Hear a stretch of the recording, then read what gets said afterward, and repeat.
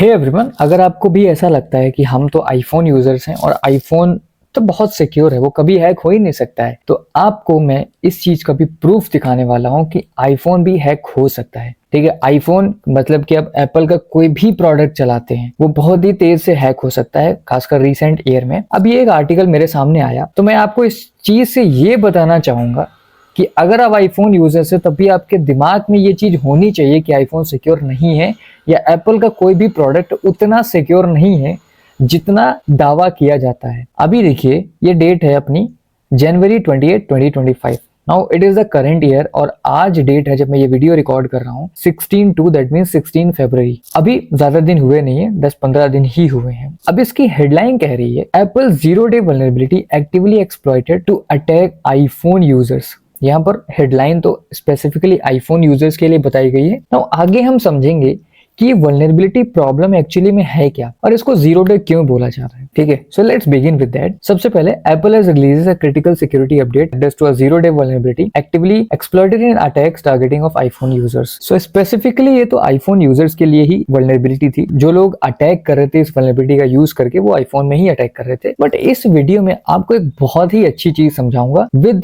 Respect to zero day. आपको zero day की respect में बहुत ही अच्छी चीज पता चलने वाली है। इस फ्लॉ को आइडेंटिफाई किया है एज ए CVE 20252408 ना। ये नंबर बहुत इंपॉर्टेंट है। अब ये नंबर इतना इंपॉर्टेंट क्यों है, इसको जरा हम कॉपी करते हैं और इधर लेके चलते हैं और बहुत अच्छे से समझते हैं इस नंबर को। ये नंबर क्या है अपना, let me zoom it a little bit. Okay, now इस नंबर में काफी चीजें हैं। सो पहली चीज तो है अपना CVE, इसका मतलब होता है कॉमन वल्नरेबिलिटी एंड एक्सपोजर्स। फिर आता है 2025, मतलब कि ये करंट ईयर है तुम्हारा।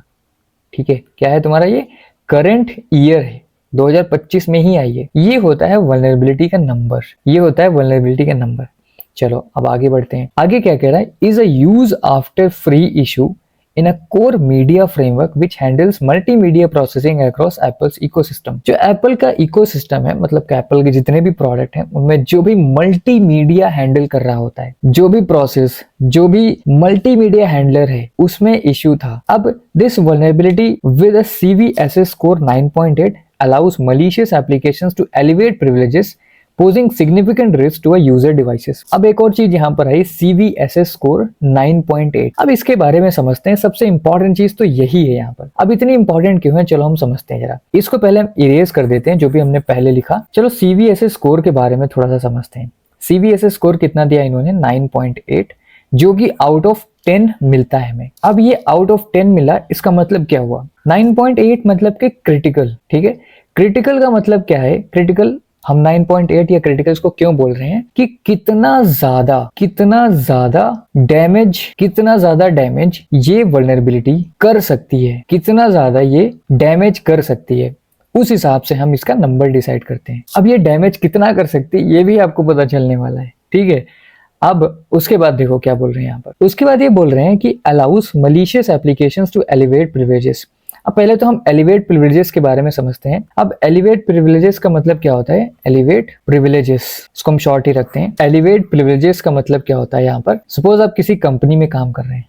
ठीक है, आप किसी कंपनी में एज ए एम्प्लॉय काम कर रहे हैं। ठीक है, बट एज ए एम्प्लॉय आपको कुछ चीजों का एक्सेस होगा। Let suppose A1, A2, A3, इन चीजों का एक्सेस होता है। बट आपने बहुत मेहनत करी और आपको प्रमोशन मिल गया, यहाँ से आपको मिला प्रमोशन और आपको प्रमोशन मिला, आप बन गए manager. I know this is too much, but जैसे आप मैनेजर बने तो आपको बहुत सारी चीजों का एक्सेस मिलने लग गया। A1, A2, A3, A4 and A5, 5 चीजों का एक्सेस और मिल गया। बट वहीं आपने 5-10 साल और बढ़िया से मेहनत करी तो आप बन गए भैया CEO। अब आप CEO बन गए, मतलब कि आपके पास पूरी कंपनी का एक्सेस है, पूरी कंपनी का एक्सेस है आपके पास। अब पूरी कंपनी का एक्सेस है तो आप कुछ भी एक्सेस कर सकते हैं। ठीक है, वैसे ही फोन में होता है, वैसे ही सिस्टम में होता है। सिस्टम में क्या होता है, सिस्टम में हम होते हैं एक तो रूट यूजर जो कि सब कुछ एक्सेस कर सकता है फोन में, और दूसरा होता है लेट सपोज यूजर 1 जो कि कुछ ही चीजें एक्सेस कर सकता है। फिर तीसरा होता है सेम यूजर 2 जो भी कुछ ही चीजें एक्सेस कर सकता है। अब इस वल्नरेबिलिटी के हिसाब से क्या होगा कि आईफोन में कोई भी व्यक्ति एक एप्लीकेशन इंस्टॉल करेगा, वो मलिशियस होगा। वो क्या होगा, वो मलिशियस एप्लीकेशन होगा और उस मलिशियस एप्लीकेशन से एज ए यूजर वो जाएगा और उसी एप्लीकेशन के थ्रू ये मल्टीमीडिया के फ्रेमवर्क की जो वल्नरेबिलिटी है उसको एक्सप्लॉइट करेगा। उसको क्या करेगा? एक्सप्लॉइट करेगा और पहुंच जाएगा एज ए रूट यूजर। अब आपके फोन में आपका फोन का कोई पासवर्ड अगर जान जाए तो सारी चीजें एक्सेस कर सकता है। सिमिलरली वो रूट यूजर बन जाएगा, वो बन जाएगा रूट यूजर। रूट यूजर बनने के बाद वो कुछ भी कर सकता है आपके फोन में। कुछ भी करने से मतलब है हमारा कि वो रिमोटली भी कुछ भी कर सकता है। रिमोटली मतलब कि वो कहीं से भी बैठ करके आपके फोन को एक्सेस कर सकता है और कुछ भी एक्सेस कर सकता है। यहां तक कि तो आपको ये खतरनाक चीज, खतरनाक वल्नरेबिलिटी समझ में आ रही होगी। अब इसका नंबर हमारा 9.8 क्यों है? ठीक है, थोड़ा सा इस पे बात करते हैं। नंबर हमारा 9.8 क्यों है? ठीक है, चलो अब चलते हैं वापस से आर्टिकल में। Posing a significant risk to the user devices, जो भी आपका डिवाइस है। The core media framework is integral to Apple's media processing pipeline supporting high level framework like its AV foundation. The vulnerability stems from improper memory management, enabling attackers to exploit the flaw for privilege escalation. Privilege escalation, elevate privileges, आप similar चीजें समझ सकते हैं। Privilege escalation में क्या करते हैं? हम वही चीज कर रहे हैं जो अभी आपको हमने बताया। नाउ यहाँ पर प्रॉब्लम क्या थी? Improper memory management. मेमोरी का कुछ इम्प्रॉपर मैनेजमेंट था, इस वजह से ये प्रॉब्लम आई। नाउ अब आपको क्रिटिकल क्यों है वो समझना है। Apple acknowledge that report that this issue has been actively exploited against devices running version on iOS prior to 17.2। पहली चीज तो उन्होंने ये बताई कि iOS जो कि 17.2 से पहले के हैं वो सारे ही इन्फेक्टेड हुए हैं इससे। और तो और यहाँ पर 9.8 कैसे वल्नरेबिलिटी आई, अब आप ये समझिए। The exploit affect the broad range of Apple devices. क्या कह रहा है? Broad range of Apple devices including iPhones, iPads, Macs, Apple Watches, Apple TVs। मतलब आप समझिए, आपको अगर अंदाजा नहीं लग रहा है, so let me give you a little idea. यहाँ पर क्या क्या इन्फेक्ट हुआ है। पहले तो एप्पल का क्या क्या इन्फेक्ट हुआ है? आईफोन, ठीक है, आईफोन, फिर एप्पल वॉच जो कि हम सब यूज करते हैं आजकल, एप्पल वॉच। उसके बाद एप्पल टीवी भी इन्फेक्ट हुआ है। Then iPad. देखिए अब जितने डिवाइसेस ऑलमोस्ट सारे कवर कर रहा है। इसी वजह से हमने इसको नंबर दिया है, मतलब हमने नहीं दिया, ऑर्गेनाइजेशंस ने नंबर दिया 9.8 आउट ऑफ 10। ठीक है, ये बहुत अच्छा नंबर नहीं है। हमें स्कूल में मिल जाता तो हम काफी खुश हो जाते, बट ये अच्छा नंबर नहीं है, इसीलिए ये क्रिटिकल है। तो आप इसको वीडियो पॉज करके देख लीजिएगा यहाँ पर। एंड आपका अगर कोई भी ऐसा वर्जन है जिस इसके अंदर है तो आपको अपडेट करना मस्ट है। नो, अपडेट करने से एक और बात निकल के आती है। कई लोगों का ये सवाल रहता है कि अपडेट करके क्या होता क्या है। So let me explain you कि आपने अपडेट किया, ठीक है, वल्नरेबिलिटी आई। वल्नरेबिलिटी बेसिकली डिवाइस में प्रॉब्लम आई, ठीक है, आपको अपडेट आया, आपने अपडेट किया, बट वहां से एक और प्रॉब्लम चालू हो जाती है। आपने अपडेट किया, चलो इसको हिंदी में लिख देते हैं, आपने अपडेट किया, अपडेट करने के बाद फोन हो गया स्लो। तो ये मेजॉरिटी लोगों की दिक्कत होती है। फोन स्लो हो गया, नया वर्जन लॉन्च होगा आईफोन का, हम नया खरीदेंगे, डोंट माइंड द राइटिंग, नया खरीदेंगे, फिर अपडेट आएगा, मतलब ये सेम साइकिल पे हम फिर चले जाएंगे। अपडेट आएगा, फिर अपडेट करेंगे, फोन स्लो होगा, फिर नया खरीदेंगे। इससे फायदा किसको होगा? कंपनी को फायदा होगा। अब इसका सॉल्यूशन क्या है? तो इसका कोई ऐसा कोई बहुत ही ज्यादा ब्रेनस्टॉर्मिंग सॉल्यूशन नहीं है। का सॉल्यूशन ये है कि आप डिवाइस वो यूज करें जिससे आपकी बेसिक चीजें कंप्लीट होती हैं। और आईफोन वगैरह यूज करना आप यूज कर सकते हैं, but they are not secure. आप ये माइंड में लेकर के चलिए कि iPhones are not secure. My motive is to tell you कि आईफोन सिक्योर नहीं है। आपके सामने सारी चीजें हैं यहाँ पर। अभी जो सबसे इंपॉर्टेंट चीज बची हुई है, ठीक है, जो आपको लिटरली हैरान कर देगी। Now the next thing is reports suggest the vulnerability was exploited over a year before detection. अब ये लाइन बहुत इंपॉर्टेंट है। Report suggest the vulnerability was exploited over a year before detection. इसका मतलब ये है कि रिपोर्ट्स का ये कहना है कि ये जो वल्नरेबिलिटी है, इसका नंबर हमने 9.8 दिया है, वो 1 साल पहले ही किसी ने आइडेंटिफाई किया था बिफोर द डिटेक्शन।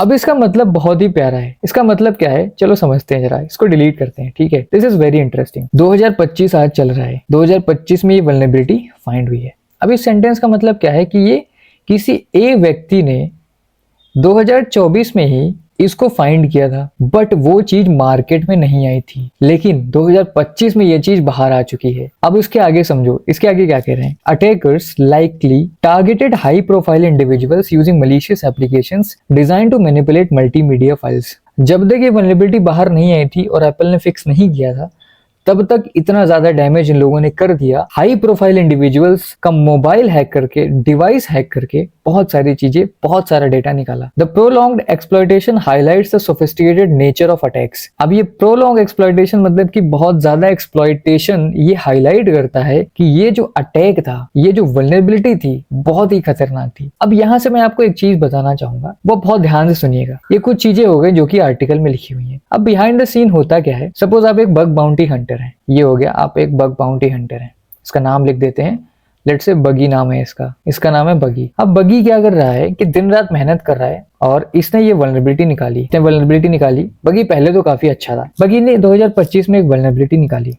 अब इसने रिपोर्ट कर दिया सीधे एप्पल को। अब एप्पल क्या करेगा, अनाउंस करेगा कि हमारे एक बग हंटर ने ये वल्नरेबिलिटी निकाली, लेट्स सपोज V1 वल्नरेबिलिटी निकाली, और उसको हम इतना अवार्ड दे रहे हैं। और कितना अवार्ड दे रहे हैं, सपोज करो उसको मिल गया 80-90 लाख रुपए मिल गया, 80 लाख रुपए में उसको मिल गया। ठीक है, हम इसको INR में बात करेंगे अभी, क्योंकि हम इंडिया में रह रहे हैं, हम INR में बात, 80-90 लाख मिल गया। नो, बगी पहले तो अच्छा था, फिर बगी ने क्या किया, कुछ ऐसी चीजें पढ़ी, कुछ ऐसी चीजें समझी, उसने अगली बार क्या, दिन रात मेहनत करके वापस से एप्पल में एक वल्नरेबिलिटी निकाली। अब यहाँ से कहानी थोड़ा सा ट्विस्ट होने वाली है। एप्पल ने वल्नरेबिलिटी निकाली, अब इसने सोचा कि क्यों ना हम एप्पल को रिपोर्ट करने से पहले इस वल्नरेबिलिटी को जो इसने निकाला है, इस टाइम इसको V2 नाम देते हैं, इसको हम कहीं और सेल करें, ताकि एप्पल के जो कॉम्पिटिटर्स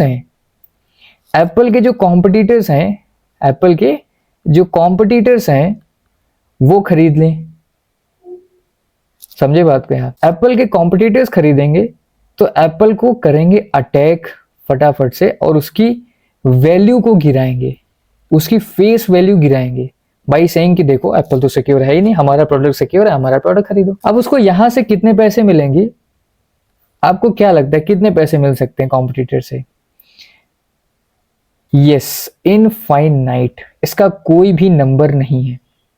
अब कॉम्पिटिटर्स ऐसे बाजार में नहीं मिलते हैं कॉम्पिटिटर्स, ये एक पूरी मार्केट होती है जिसको हम बोलते हैं जीरो डे मार्केट। इसको बोलते हैं हम zero day market. Zero day market मतलब कि एक ऐसी वल्नरेबिलिटी को हम सेल कर रहे हैं इस मार्केट में जो आज तक कभी भी किसी ने भी नहीं फाइंड करी है। अब जीरो डे मार्केट में बहुत सारे लोग बिड लगाते हैं इस वल्नरेबिलिटी के लिए, जो जितना पैसा इस व्यक्ति के अकाउंट में ट्रांसफर करेगा वो उतनी जल्दी इसको POC ट्रांसफर कर देगा। POC मतलब कि proof of concept. Proof of concept basically क्या होता है कि स्टेप्स होते हैं, ऐसे ऐसे करके आप इस वल्नरेबिलिटी को एक्सप्लॉइट कर सकते हैं इस चीज को। ठीक है, अब आप समझिए बात को यहाँ पर। अब एक बहुत जरूरी बात यहाँ पर आप समझो, 1 साल तक की ये वल्नरेबिलिटी किसी ने फाइंड नहीं करी। अब सोचो 1 साल में कितना ज्यादा डैमेज हुआ होगा, कितना ज्यादा डैमेज हुआ होगा। कभी आपको कुछ पता चला? नहीं, क्योंकि ये टेक वॉर है, ये एक टेक वॉर है। टेक वॉर में कोई भी कभी भी ऊपर या नीचे हो सकता है, इसीलिए एक दूसरे को डैमेज करते हैं बट किसी का नाम नहीं लेकर के आते हैं। बट आपको ये जानना जरूरी है जो चीजें चल रही हैं। सो ये थी जीरो डे की कहानी, और अब हम आगे बढ़ते हैं। Security updates releases, Apple has address this vulnerability by improving memory management. अब इन्होंने इस चीज को काफी अच्छे से इंप्रूव कर दिया है। The patches are available in the following updates, ये सारे अपडेट्स हैं, आप वीडियो पॉज करके देख लीजिएगा। अगर इनमें से कोई भी है तो आप प्लीज उसको अपडेट करें। नाउ आफ्टर दैट में और सारी वल्नरेबिलिटी थी। पहले तो DDoS अटैक था, DOS अटैक और arbitrary code execution. Arbitrary code execution क्या होता है बेसिकली कि हम कोई भी कोड एग्जीक्यूट करवा सकते हैं with respect to this vulnerability. अगर किसी भी डिवाइस में ये वल्नरेबिलिटी है तो हम कोई भी कोड इसमें एग्जीक्यूट करवा सकते हैं। बट एप्पल के बारे में एक चीज I need to say that कि this is secure than any other systems. This is more secure, but more secure is just a more secure. It is not only secure, more secure in comparison to others. Others मतलब कि अब आप समझ रहे हैं इसमें इतनी critical vulnerability आ सकती है, तो आप अदर्स का तो हाल आप समझ लीजिए। ये हमारी वल्नरेबिलिटी थी एप्पल की, और आपको हमें ये बताना था कि एप्पल अभी सिक्योर नहीं है, तो आप ये दिमाग से हटा दीजिए and keep yourself safe. So will meet up in the next video. That's it for this video. Thank you so much.